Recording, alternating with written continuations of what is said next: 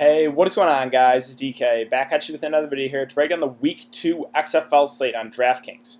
A couple things before I get into the video. If you're new to the channel, my name's DK.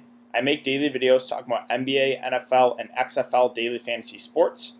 I'm also running a weekly $20 PayPal giveaway on my channel. How it works, all you have to do is leave a like and a comment in the video. That's one in the giveaway. Max one comment though per video. So it starts with my Monday NBA video that I uploaded at the beginning of the week. We'll go throughout the week, and since we don't have NBA next week, I think I'll announce the winner to the giveaway in whenever the first slate is back for NBA. I think it's maybe Thursday of next week. So I'll go with Monday to the next Thursday, where I'll announce the winner to the giveaway. And yeah, however many videos I've uploaded for that period of time, you can enter the giveaway that many times. If I have 10 videos uploaded for this, longer week, you can enter the giveaway 10 times. And again, winner receives a $20 PayPal for myself. With that out of the way, let's jump into the video. So before I get into the breakdown here of the players and the prices, I'm going to have a link to my XFL podcast with Wild Wilkes. We recorded that yesterday. It's up on SoundCloud, so be sure to check that out, guys. More of an in-depth breakdown. He kind of goes with the betting, where I'm more the DFS guy. And yeah, it's about 40-45 minutes. We go break down each slate pretty in-depth. So be sure to check out that podcast, guys. That will be in the description below. Also, decided to, since the NBA is on the All-Star break, decided to kind of reset the bankroll. I talk about that a decent amount. I like doing that 3 or 4 times a year for the NBA. Had that big win last week or a couple weeks ago where I took home like $1,400 profit off of like $80. So I decided to withdraw that, take the profit, and kind of start from scratch here, $100, and go from there. But all right, let's get into the breakdown. So let's look at some numbers here. We have the Guardians and the Defenders sitting at 47 over under. The DC Defenders are 7-point favorites. Tampa Bay and Seattle 44 over under, with the Vipers 2.5-point favorites. Dallas and the Wildcats sitting at 48 over under. Dallas are 3.5-point favorites. And the Battlehawks and the Roughnecks is a 49 over under. Houston are 8-point favorites. All right, so let's jump into it. We'll start with quarterback. And at the top, PHILLIP Walker. He is the most expensive, 10.6K, but for good reason. We saw this high-powered Houston offense run at a really fast pace. They ran 4 wide receiver sets a lot. We kind of expected that going into Week 1. But also another plus with him is he does have a little bit of rushing upside. He's not a Lamar Jackson, right? He's not gonna get you like 100 yards in the ground, but he's a guy that can get you 30, 40, 50 yards in the ground, run one in. So yeah, PHILLIP Walker right now, I think, because of that Week 1 performance, is going to be one of the more popular plays. I think for cash games, he's really, really safe. I believe this is the highest over/under. Let's see. Yes, this is the highest over/under of the week here. So you gotta like PHILLIP Walker. I think he's going to be really, really popular. I think, again, he was my cash game quarterback last week that I recommended. I think he probably is the cash game quarterback once again. But there are some other quarterbacks I do like as well. So a more contrarian play here is Josh Johnson. Now, we still don't even know if he's going to play. They said he will start if he receives medical clearance. So it's all up to the medical staff, right? If he is available to play, I like him as a pivot just because, again, I think a lot of box score watchers are going to go to PHILLIP Walker. Again, I don't think it's a bad play at all. I think he's a really safe play. But you could get off that ownership and go to a guy like Josh Johnson, who obviously sat out Week 1. He's former NFL quarterback. He's been kind of a journeyman, bounced around a lot in the league. But he's another guy that does have a little bit of rushing upside. Dallas the Wildcats are kind of in disarray, at least on defense. So they're probably going to have to score some points. So I don't mind Josh Johnson at all as a pivot there. Cardell Jones, another guy I think is going to be pretty popular, 10.2. Had a really solid week 1, 16 of 26, 235 yards. Also had a little bit of rushing, too. 9 rushes for 28 yards. We rarely saw that from him in college, so that is good to see. Yeah, I think he is also a really solid spend-up. I think him and PHILLIP Walker, PJ Walker, are going to be the most popular quarterbacks for Week 2. If you're going to make me pick, I think I would lean towards Walker over Cardell Jones. But again, if you want to get off the ownership of Walker, don't mind pivoting to Josh Johnson or Cardell Jones. I don't know if I get to Matt McGloin there at 9.9. I'll probably pass. Now, Landry Jones is a guy I do like a good amount at 9.5. Another guy that don't think he's going to be that high owned because he also missed week 1. So, there's a little bit of unknown here of how this offense is going to look, but he's also a former NFL quarterback, and he played with the Steelers for a bit. I like his upside a good amount here, and again, he's not going to be as high owned. I think the ownership is going to go to Walker. I think it's going to go to Cardell Jones, and guys like Josh Johnson, guys like Landry Jones, I think fly under the radar. But I like both those guys a good amount. Aaron Murray, this is something to monitor for sure. He has missed the last couple days of practice. If he can't go, it's probably going to be a combination of, where is Tampa Bay? It's going to be a combination of Cornelius and Quentin Flowers. Now, Quentin Flowers did get a good amount of run in week 1, but they didn't seem comfortable with letting him drop back and pass the ball. He was more used as a wildcat quarterback.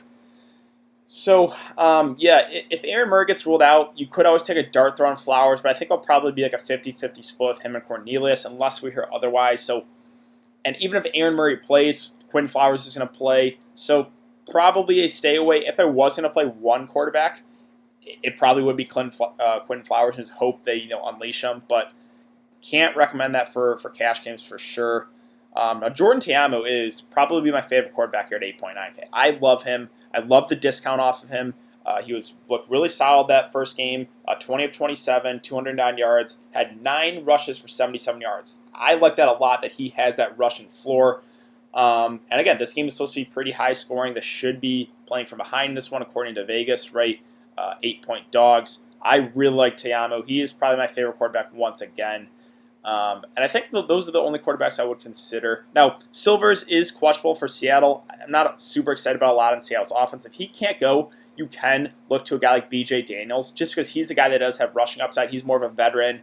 I think he graduated in 2012, I believe, so he's got to be up there. He's 29, 30, I believe. But yeah, he does have rushing upside, so he would be a guy I wouldn't hate taking a shot on. But so my main interest for quarterback here is probably Jordan Ta'amu. I really like him at 8.9. Phillip Walker, I think those two would be my favorite. Again, cash games probably is Phillip Walker, but I'm probably going to go Jordan Ta'amu for the discount there at 8.9. Other guys I have interest in are Josh Johnson if he plays, Cardell Jones, and Landry Jones. So those are kind of the 5 quarterbacks I'm considering for this weekend. I think Jordan Ta'amu is probably my favorite there at a discount at 8.9. Let's talk about running back. So kind of went over it in the podcast, but we expected running back to be not used as much here in this league. It's more of a pass-heavy league, and we saw it in week 1. Now, there are still some backs that got a decent amount of work.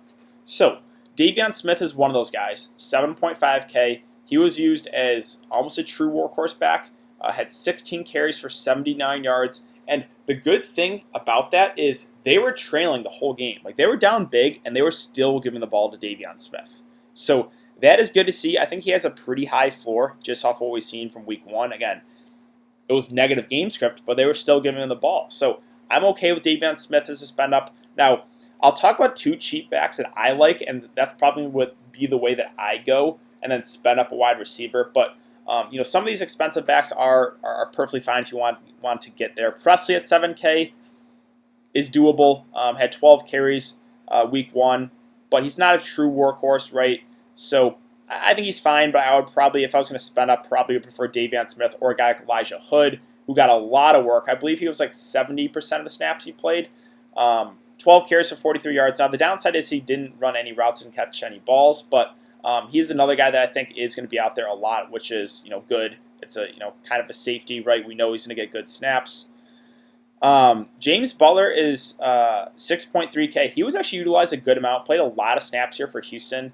Had 9 carries, 30 yards, a couple catches.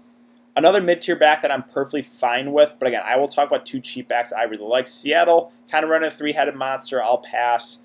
Matt Jones did pop up in the injury report. Did not practice Wednesday with a knee injury. So this is pretty big news, because he was the guy that had the most touches for running backs in week 1. 21 carries for 85 yards. If he can't go, we could look to a guy like Christine Michael, who a lot of people played. I luckily avoided him. had 7 carries for no yards. Did have 1 catch, but I would assume he would kind of be the workhorse back there if Matt Jones can't go. Again, St. Louis, they look like they do want to, work the running game a good amount. So I would have interest there in Michael if Matt Jones can't go. Other options here. Now we get to the 2 cheap running backs that are my favorite plays. MEKALE is not even a running back. He is a wide receiver listed as a running back, which is just great. Again, running backs aren't utilized a whole lot in this league, and we saw it in week 1. He's a guy that got some good snaps. I believe he was 3rd in snaps for wide receivers for Houston. He's 4.8K. Again, he's not a running back, but he's going to be out there, run a good amount of snaps. He's got P.J. Walker as his quarterback, which is always a positive. So I do like MEKALE a good amount at this price, 4.8K. You could realistically play him at running back and then 4 wide receivers. So you literally don't even have to play a running back if you want to. And that's probably, right now, that's the way I'm leaning. I like MEKALE a good amount as a cheaper option. I also really like Lance Dunbar at 4.6. Now, he wasn't even listed on the depth chart for week 1, which scared a lot of people, including myself, off of him. But they gave him a good amount of work. Had 5 carries on the ground, 6 targets, 6 catches. He's a great PPR back, and Draftkings is full point PPR. So those 2 guys are probably my favorite running backs for this week, just because, again, they have that PPR upside, and they're both at a discount to a lot of those expensive backs. Last guy I'll talk about here, I think, is Darius Victor at 4.1. He was also another guy used as more of a PPR back. He was kind of a 50-50 split there in the New York Guardians backfield, but he is the more, again, PPR back. 9 carries, 32 yards, had 3 catches and 3 targets. I think he is a viable, cheap running back as well. But I think that really wraps up for running backs. So again, if you're going for safety, like the guys that are going to get the most touches, it's probably Davion Smith. It's probably Elijah Hood. Butler got a good amount of work. And then, if Matt Jones misses, probably Christine Michael. But if you want, those cheaper backs, I think have some upside, right? Guys like MEKALE, who's not even a running back. He's a wide receiver. Lance Dunbar, great PPR back. Even a guy like Darius Victor. I think that's the way I'm leaning right now, just because I really like a lot of the spend-up wide receivers. And, so that basically wraps it up for running back. Let's talk about wide receiver now. So there's a lot of these guys up top that I really like. Nelson Spruce is the most expensive wide receiver here at 10.4K, but for good reason. He was targeted 15 times, 11 catches. He was one of the top receivers in the AAF, and he showed it here in the XFL, right? He is one of the best receivers, if not the best wide receiver in this league. He is going to be really, really chalky. I would say 60% owned, 70% owned probably. So there are other spend-up wide receivers I think you can get away from. But if I was playing a cash game format, I think I would just start my lineup with Nelson Spruce and move on. So I really like him. Again, he's going to be targeted a lot. He's flashed upside, obviously. He showed it in the AAF. So this is not like a one-off performance where he's just had one big day and that's it, right? He is one of the more talented receivers in this league. So I really like Nelson Spruce at that price. I also have a good amount of interest in MCKAY at 10.2K. Now, some people might be a little bit concerned about the 3 catches on 4 targets only, but they were playing from ahead the whole game. 20-33 final score, so they didn't really need to utilize the passing game that much. I think this is a different story here going up against the DC Defenders, a much better offensive team. I think there's going to be a lot more points scored in this one. So MCKAY is a spend-up I do like a good amount. I don't think he's going to be as high owned as a guy like Nelson Spruce, but I really like him. He's a guy that has been getting hyped up a lot just with the New York Guardians Twitter account. We've seen big plays from him in practice. This guy has huge upside. He has big playability, right? So I like him a good amount as well as a spend-up wide receiver. I don't think he's going to be that high-owned as Spruce, but I think he is a very, very solid spend-up. Now, the DC wide receivers with Ross and Rodgers are probably fades for me. And the reason why is, let me go to DC. No one really played huge snaps. The guy that played the most snaps was Malachi Dupree, and he is the 3rd most expensive wide receiver, 4.5. Also, Tompkins here at 3.6. He was listed as the starter for week 1, but wasn't able to go with that foot injury. Rashad Ross was behind him in the depth chart, and then Eli Rogers is behind him. Now, I don't think they're going to phase out Eli Rogers and Rashad Ross, but it just worries me with now there's a lot more, guys that are healthy, right? Or, well, Tompkins is healthy, but it's just another body in that rotation. Again, Dupree got the most snaps. Like, I think it was Dupree followed by Ross, followed by Rodgers, and then again we have Tompkins in the mix now. Now they do have good quarterback play, which is good, but it's probably more of just contrarian plays for me. Like, Rashad Ross is going to be super low owned. Rodgers, I think, is going to be low owned as well. I don't think I get there for cash games. I guess you can take a shot for GPPs, right? But I think I prefer the other spend-up wide receivers a little bit more. Sammy Coates is a guy I have interest in at 9.5K. Now, he was frustrating in week 1, kind of like he was in the NFL. Had 2 catches on 9 targets. They targeted him a lot. He's a big body wide receiver, but just like the NFL, what plagued him in the XFL. He cannot catch the ball. He has one of the worst hands for a wide receiver. So, and he was really popular. He was one of the most popular, if not, I think he was like 50-60% owned in that $10 tournament. So he burned a lot of people, and that's going to lower the ownership for sure. But again, positives.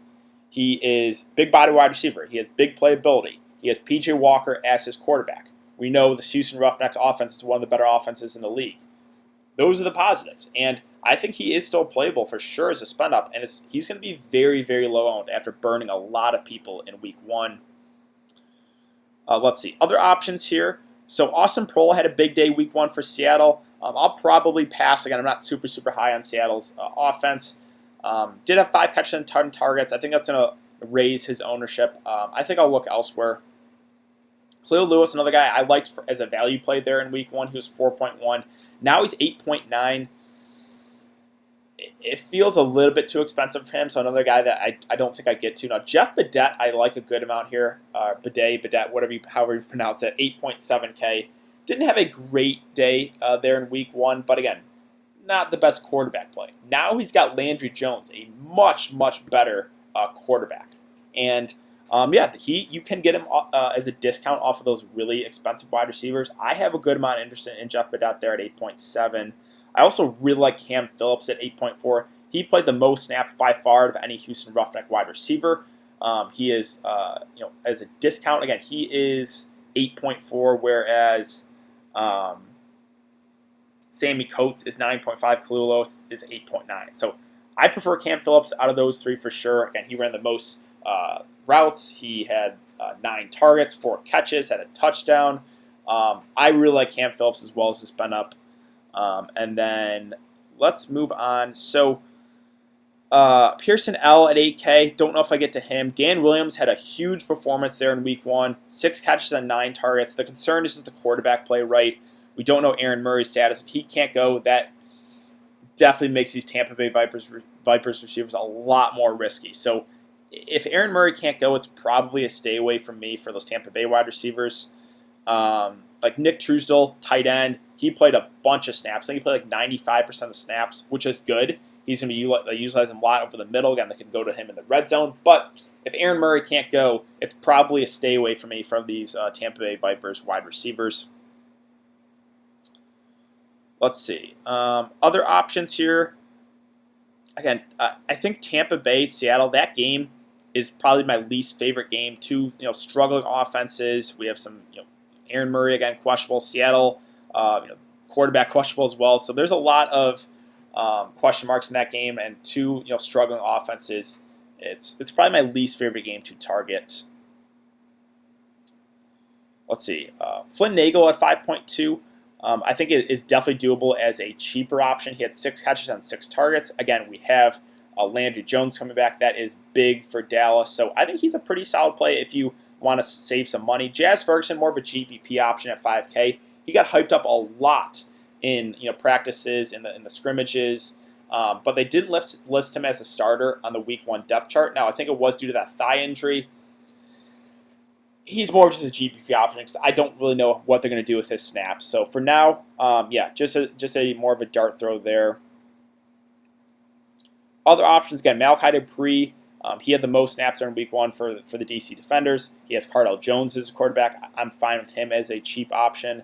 LaDamian Washington, I like a decent amount of 4.4. You can pair him with Jordan Ta'amu. I did that last week. Don't mind going back to the wall there. Let's see. Alonzo Russell was more of the big play guy, the speedster, right? 3 catches on 5 targets. He has big play upside. So, again, I'm probably going to go Jordan Ta'amu for my quarterback for this week. So, I'm going to look to pair him with someone, whether it be Russell or whether it be Washington. I think both those guys as cheaper options look pretty appealing. Again, that is the highest over-under of the day. St. Louis are 8-point dogs. Should be playing from behind. Should be good game script. So those 2 wide receivers as cheap options, I do like a good amount.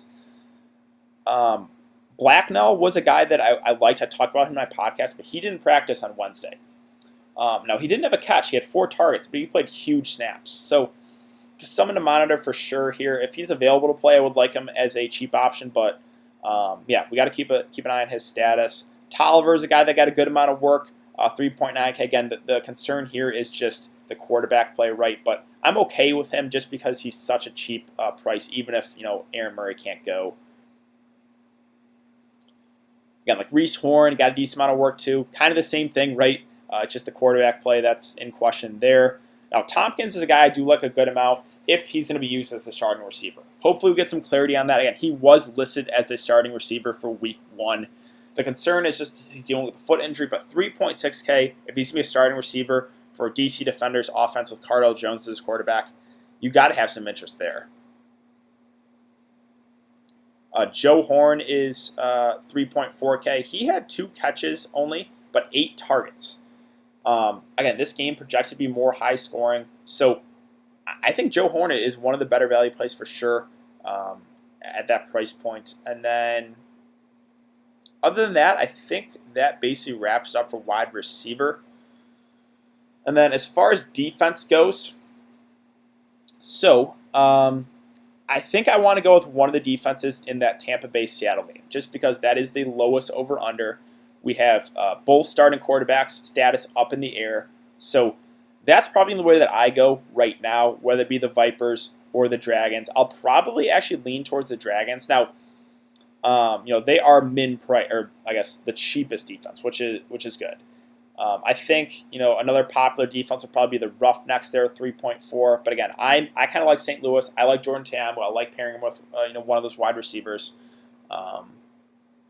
So yeah, I think that basically wraps up for the breakdown here for the XFL Week 2. Super excited to watch these games.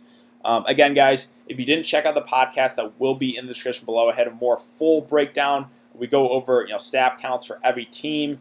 Again, Wild Wilkes kind of talks about his favorite bets. He was 3-1 in week 1, so make sure to check out the podcast. If you guys enjoy the podcast, let me know in the comment section down below.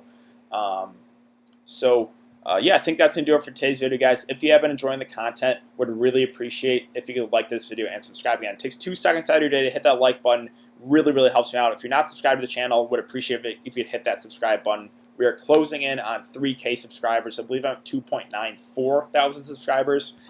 But yeah, thanks again for everyone coming to check out the video. I really do appreciate it. And I will see you guys all next week for Week 3 XFL Breakdown.